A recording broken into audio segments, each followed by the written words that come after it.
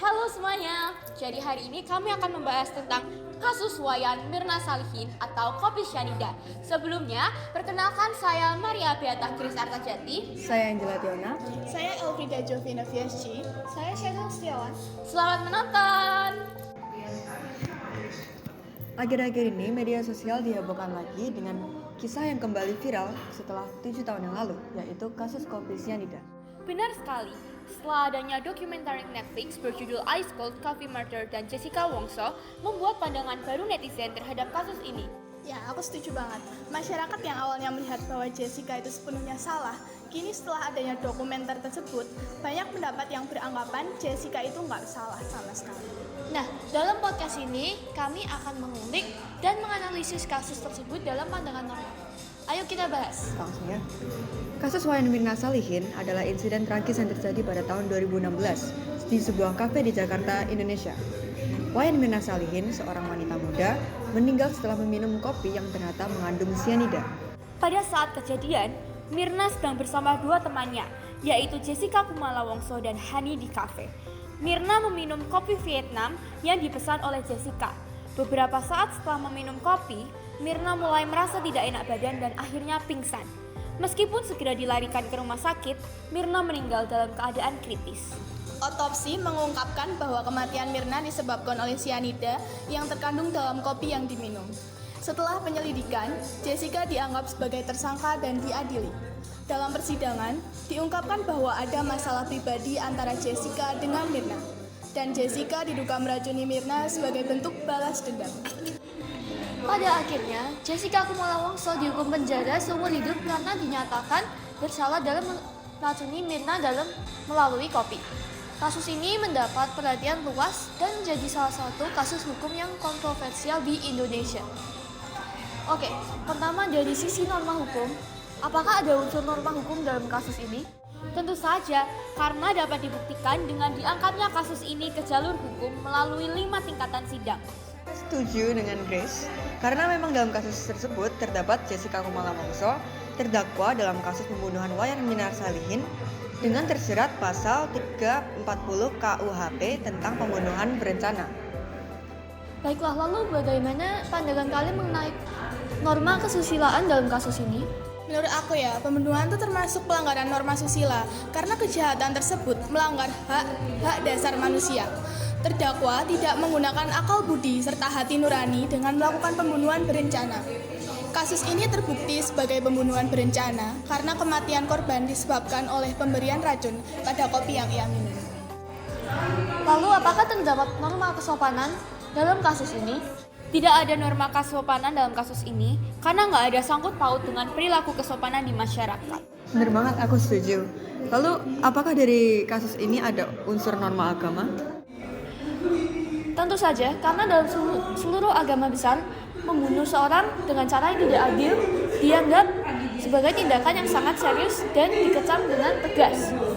Kasus kopi cyanida pasti melanggar prinsip-prinsip agama ini dan akan dianggap sebagai tindakan yang sangat tidak bermoral dari perspektif keagamaan.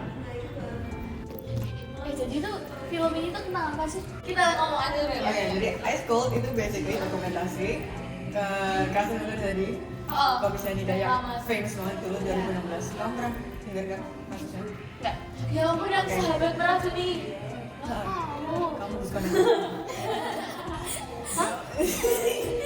Apa?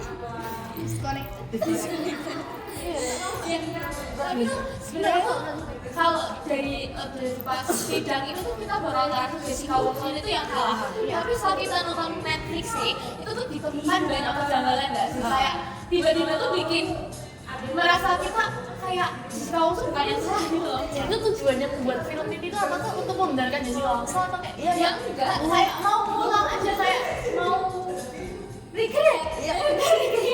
tapi kalau jadi yang di sidang itu bukan yang di film ya? Ada CCTV-nya, jadi kayak banyak, kayak ada jaksanya, ada ahlinya, sama ada kembarannya juga ya, banyak. bapaknya terutama. Kan bapak nggak boleh. Oh, nggak boleh. Why guys? Kalau menurut kalian sendiri yang bunuh siapa? Nah, itu samar-samar. Nggak tahu. ada kayak teori kayak si Mirna tuh asam lambung. Iya, memang hobinya suka minum kopi. Gitu kan. Iya, sebenarnya kalau udah kopinya meninggal ya. Tapi yang aneh tuh keluarganya nggak mau otopsi. Iya, otopsi itu apa? Orang mati, dicek kenapa mati, dibedah gitu. Kayak alasannya sesungguhnya gitu. Tapi kenapa? Ya nggak tahu. Tapi anehnya tuh dia sempat autopsi tau. Tapi kan udah meninggal duluan, udah dicek nih nggak ada cyanidanya. Terus setelah 3 jam ada 0,2 kan? Dan 0,2 itu sebenarnya tuh solusi apel. Terus jadi itu pas lama di otopsi tuh nggak ada cyanidanya. Nggak. Berarti bukan dong. Ya tapi menurut hakimnya si Jessica ini bersalah. Soalnya kan kayak Jessica tuh dari apa? Dari CCTV berarti dari CCTV tidak mencurigakan kayak dia sesuatu terus kayak dia pindah-pindahin orang mereka kayak wajar nggak sih? Tapi netral sih karena kita Berarti dia surveinya lama banget sih. Itu Iya sih. ceritanya.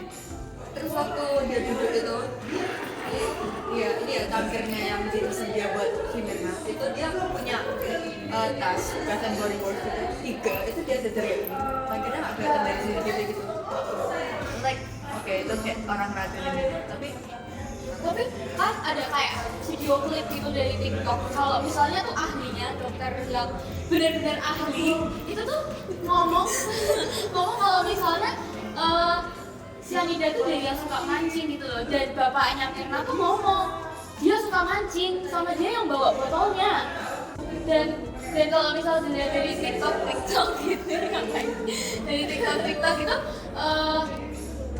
si Jessica-nya tuh nggak mau kayak ada sesuatu yang minta maaf ke presiden gara-gara dia makan, jadi kayak dia berubah jujur gitu loh. Tapi udah dipaksa sama lawyer tuh apa? Pengacaranya Jessica tuh suruh kayak minta maaf ke presiden, istilahnya kayak mengakui kesalahan gitu. Tapi Jessica-nya nggak mau karena dia bilang dia nggak melakukan itu gitu. Kayak ya udah berapa tahun ya? 7 Tahun dia masih penjara seumur hidup. Iya. umur hidup itu cuma 20 tahun. Tapi mau dibenerin juga kasusnya udah ditutup kan? Tapi saya yang bikin janggal juga katanya itu apa ya? Pokoknya itu ada warna yang nggak sesuai gitu loh. Cari warna mukanya itu asalnya harusnya kalau kopi itu kayak merah atau biru. Salah satu itu terus tapi mukanya itu awalnya tuh dilihat dokternya itu nenda merah biru ya. Pokoknya salah satu ya. Terus di fotonya yang dikirim itu beda. Kayak itu udah di setting sama bapaknya. Photoshop. tapi ya nggak tahu sih, kan nggak nyalain bapaknya juga kan. Kasian sih. Dijadikan sama orang lain. Kesimpulannya, pada kasus ini dapat disimpulkan bahwa pada norma hukum seharusnya proses investigasi kasus dijalankan dengan detail dan sesuai prosedur. Sehingga norma hukum dapat berjalan sesuai dengan hukum yang ditegakkan dalam negara dan tidak terjadi penyimpangan apapun. Sedangkan dalam perspektif norma kesusilaan, sebaiknya kita lebih melatih hati nurani dan akal budi dalam sebuah pergaulan, serta diimbangi dengan moral, sehingga tidak melanggar norma kesusilaan dan menjalankan norma kesusilaan dengan benar. Sebaiknya saat melakukan sesuatu, kita juga memikirkan resikonya, apakah melanggar perintah Tuhan yang diajarkan di setiap agama, sehingga bisa menerapkan norma agama dengan baik. Sekian dari kami, terima kasih.